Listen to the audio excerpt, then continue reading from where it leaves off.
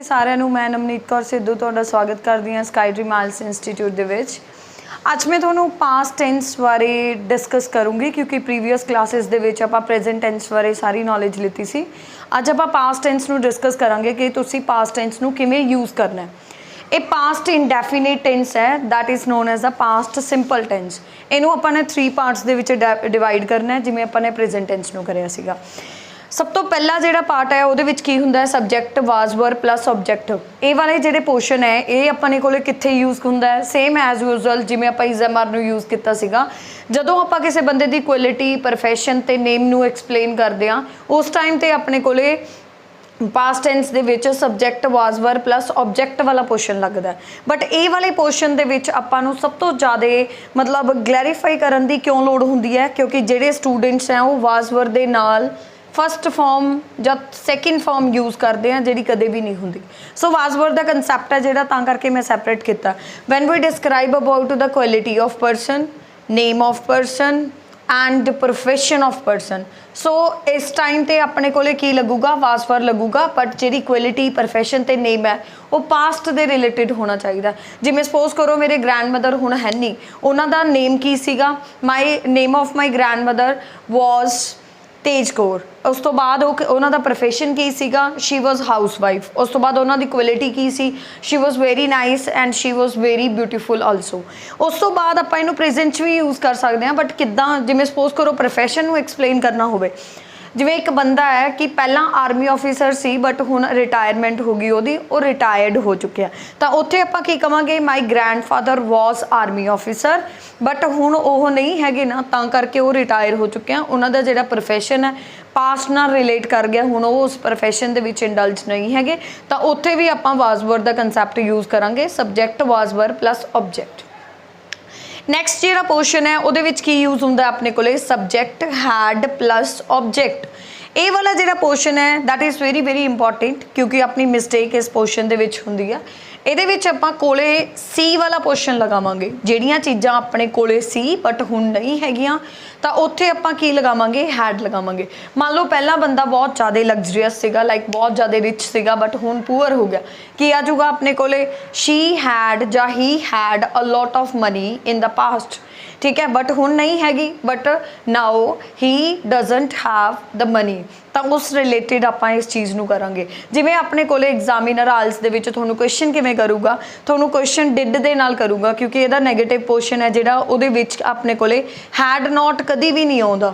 इहदे विच की आउंदा did not have आऊगा। तुसीं देखो कई स्टूडेंट का मतलब क्वेश्चन होंदा है कि मैम इत्थे डिड लगाता इत्थे हैड क्यों नहीं आया इत्थे तुसीं हैव क्यों लगाया। देखो राजे पहला do is a first form did is a second form. So second form ने एक्सप्लेन करता I am talking about past tense so that's why आपां नूं दोबारे पास्ट टेंस बारे सेकेंड फॉर्म लगाने की जरूरत नहीं पैंदी। तो नैगेटिव पोर्शन दे विच इहदे विच की लगूगा अपने को डिड नॉट हैव लगूगा। हुण देखो नेगेटिव और पोर्शन नैगेटिव पोर्शन और पॉजिटिव पोर्शन आपां दोनों पोर्शन प्रॉपरली क्लीयर कर लांगे। जिमें देखो एग्जामिनर भी क्वेश्चन करता है तो तुसी जर्नल लाइफ के भी यूज़ करते हो। जिमें एग्जामिनर क्वेश्चन करूँगा कि did you have a lot of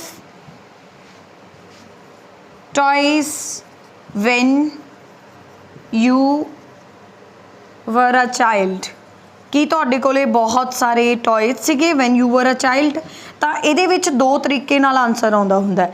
if you have a positive answer so you have to use a had yes I had a lot of toys when I was child. अगर तुसी negative answer देना है तो उत्थे की आ जाऊगा अपने को no I did not have a lot of toys when I was a child. तो जो मैं बचपन दे विच सीगा मेरे को ज़्यादा टॉयज नहीं सीगे तो आप इस तरीके नाल इसनूं एक्सप्लेन कर दिया। हुण देखो तुसी कंपैरिजन किवें करना है। एक जिहड़ा तुहानूं आइल्स दे विच speaking they which question करूगा examiner वो तुहानूं ऐ थोड़ा कहूगा कि प्रेजेंट दे रूल्स नाओ पास्ट दे रूल्स नाओ वो तुहाडी जिहड़ी सेंटेंस फॉर्मेशन है वो इत्थों चैक करूगा रजे। जदों उहने तुहानूं पुछना है do you have a lot of toys तुसी कहोगे no I do not have a lot of toys. Do you have a lot of books ਤਾਂ ਤੁਸੀਂ ਕੀ ਕਹੋਗੇ, yes I have a lot of books. ਜੇ ਨਹੀਂ ਹੈਗੀ no I do not have a lot of books. ਫਿਰ ਉਹ ਤੁਹਾਨੂੰ ਨਾਲ ਦੀ ਨਾਲ ਕੁਐਸਚਨ ਪੁੱਛੂਗਾ ਕਿ did you have a lot of books when you were a child. ਤਾਂ ਤੁਸੀਂ ਕੀ ਕਰਨਾ ਹੈ, ਅਗਰ ਪੋਜ਼ਿਟਿਵ ਆਂਸਰ ਹੈ ਤਾਂ ਤੁਸੀਂ ਕਹਿਣਾ yes I had a lot of books.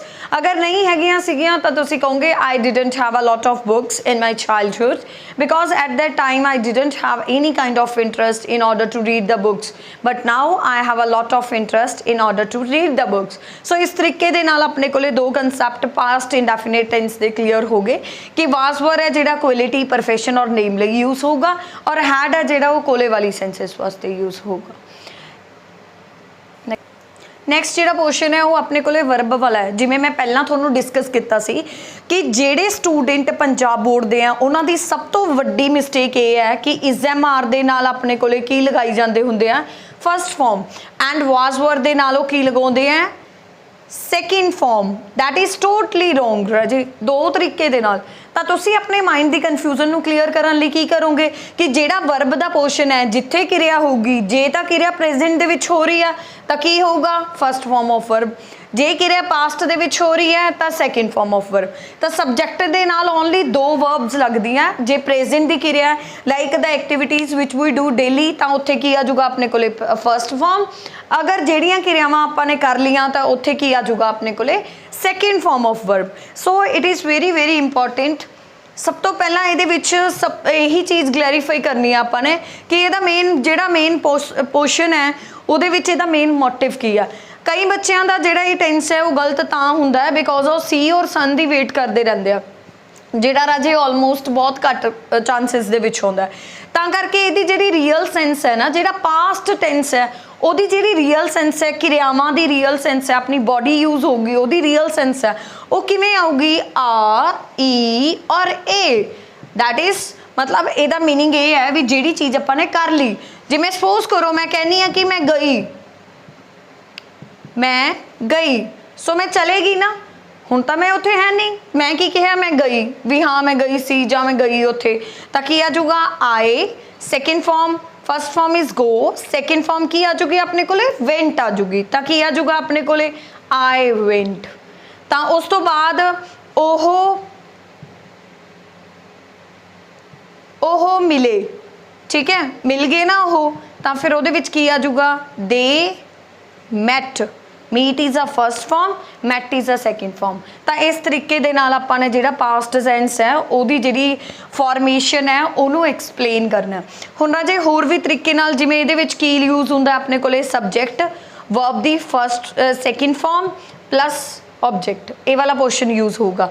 तो नैगेटिव दे विच इहदे विच की यूज़ हुंदा है subject did not plus verb दी first form. As usual did की एक्सप्लेन कर दूगा, do is a first form, did is a second form. So did explain कर दूगा, I am talking about past tense, so that's why आपां नूं again उहदे विच second form लगाउण दी जरूरत नहीं पैनी। सो इत्थे की हो जाऊगा अपने कोले ऑब्जैक्ट दा पोर्शन हो जाऊगा। इस ऑब्जैक्ट दे पोर्शन नूं आपां इस दे नाल को रिलेट करके क्वेश्चन आंसर्स दे विच आंसर भी दे सकते हैं और अपने क्यू कार्ड्स भी एक्सप्लेन कर सकते हैं। ਹੁਣ ਆਪਾਂ ਇਹਨੂੰ ਪ੍ਰੋਪਰਲੀ ਐਕਸਪਲੇਨ ਕਰਦੇ ਹਾਂ ਕਿ ਇਹਦੇ ਵਿੱਚੋਂ ਵੀ ਮਤਲਬ what is a difference between present tense and past tense. ਤੁਸੀਂ ਦੇਖੋ ਰਾਜੇ ਜਿਹੜਾ ਕਿਰਿਆਵਾਂ ਵਾਲਾ ਪੋਰਸ਼ਨ ਸੀ ਉਹ ਅੱਡ ਸੀਗਾ, ਠੀਕ ਹੈ, ਤੇ ਉਹ ਤੋਂ ਬਾਅਦ ਜਿਹੜਾ ਕੁਆਲਿਟੀ ਪ੍ਰੋਫੈਸ਼ਨ ਵਾਲਾ ਪੋਰਸ਼ਨ ਹੈ ਉਹ ਅੱਡ ਹੈ, ਤੇ ਹੈਡ ਔਰ ਹੈਜ਼ ਹੈਵ ਵਾਲਾ ਕੰਸੈਪਟ ਅੱਡ ਹੈ, ਤੇ ਇਹ ਵਰਬ ਵਾਲਾ ਪੋਰਸ਼ਨ ਅੱਡ ਹੈ। ਐਗਜ਼ਾਮੀਨਰ ਮਤਲਬ ਐਗਜ਼ਾਮ ਦੇ ਵਿੱਚ ਤੁਹਾਨੂੰ ਇਹੀ ਨਹੀਂ ਪਤਾ ਲੱਗਦਾ ਕਿ what is a difference between past tense and present tense. ਤਾਂ ਇਹ ਜਿਹੜੀਆਂ ਵੀ ਮਤਲਬ ਮੈਂ ਤੁਹਾਨੂੰ ਪੋਰਸ਼ਨ ਕਰਵਾਇਆ ਇਹ that is very very important. ਹੁਣ ਆਪਾਂ ਇਹਦੇ ਵਿੱਚ डिस्कस करते हैं थोड़ा जा कि पास्ट टेंस ਦੇ ਵਿੱਚ ਜਿਹੜੀ ਸੈਕਿੰਡ ਵਰਬ ਹੈ ਉਹਨੂੰ ਕਿਵੇਂ ਯੂਜ਼ ਕਰਾਂਗੇ।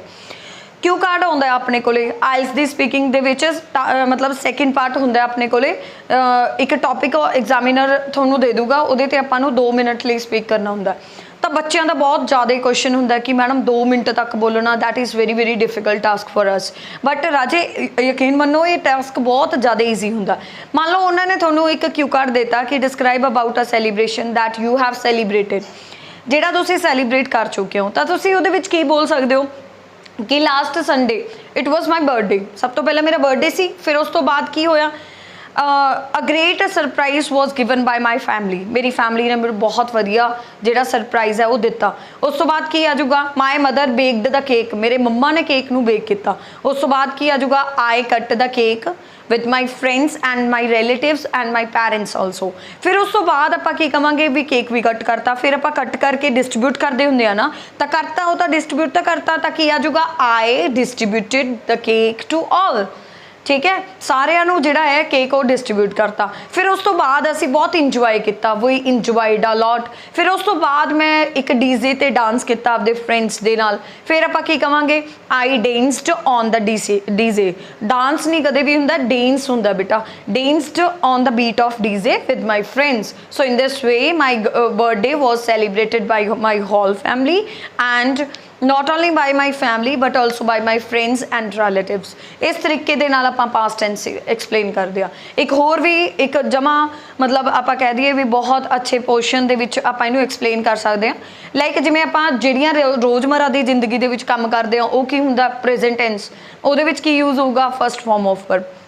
मान लो जी डेली रूटीन आ, ठीक है, वो आप संडे की एक्सप्लेनेशन देंगे कि लास्ट संडे मैं कुछ किया। सब तो पहले आप उठांगे, जे आप प्रेजेंट च उठे की कहांगे I get up early in the morning, पर आप उठ गए संडे वाला दिन है जो उस दिन उठ गए सी, उस तो बाद आप गेटअप हो गए सी, की कहांगे I got up early in the morning. उस तो बाद मैं की किया, मैं अपने दंदां नूं ब्रश किया, आई ब्रश्ड माई टीथ। फिर उस तो बाद मैं की किया, कर लिया ना, वो एक्टिविटीज़ हो चुकी ने बिकॉज मैं संडे की एक्टिविटीज़ एक्सप्लेन कर रही हाँ।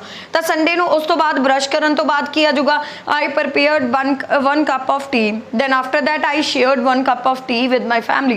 मैं एक कप दा टी जिहड़ा टी दा एक कप सीगा वो मेरी फैमिली दे नाल शेयर किया। उस तो बाद की आजूगा मैं उस तो बाद मैं गुरुद्वारा साहिब गई, I went to Gurudwara Sahib पे फॉर ओबेसेंस। फिर उस तो बाद आई गेट रेडी नहीं आऊगा, गॉट रेडी आऊगा। गेट रेडी मैं तैयार हुन्नी हाँ, गॉट रेडी मैं तैयार हुई। तो इस तरीके दे नाल जिहड़ा पास्ट दा जिहड़ा वर्ब वाला पोर्शन है वो आपां ने एक्सप्लेन करना। होप करदी हां प्रॉपरली समझ आया होगा। अगर फिर भी if anyone have any kind of doubt please comment on my video so that I can clear your doubts and make the another video in order to clear your doubts। And इस तरीके दे नाल थोड़ा जिहड़ा grammatical portion है वो properly सही हो जाऊगा। तो होप सो इस तरीके दे नाल थोड़े जिहड़े स्पीकिंग और राइटिंग के बैंड स्कोर हैं वो प्रॉपरली बूस्ट होणगे। एंड उस तो बाद जे कोई आलस भी नहीं करना चाहता, जस्ट एक लैंगुएज नूं सीखना चाहता है, तो उस तरीके दे इस तरीके दे नाल वो बहुत अच्छे तरीके दे नाल प्रॉपरली उस पोर्शन नूं ग्रैसअप कर लूगा। प्रेजेंट और past tense both are very equally very important, so be careful about it. Thank you so much.